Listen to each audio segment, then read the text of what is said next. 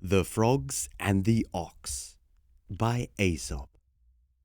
An ox came down to a reedy pool to drink. As he splashed heavily into the water, he crushed a young frog into the mud.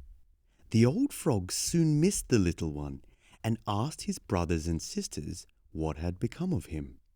"A great big monster," said one of them, "stepped on little brother with one of his huge feet." "Big was he?" said the old frog, puffing herself up. "Was he as big as this?" "Oh, much bigger!" they cried. The frog puffed up still more. "He could not have been bigger than this," she said. But the little frogs all declared that the monster was much, much bigger. And the old frog kept puffing herself up more and more until all at once she burst. The lesson in this is do not attempt the impossible.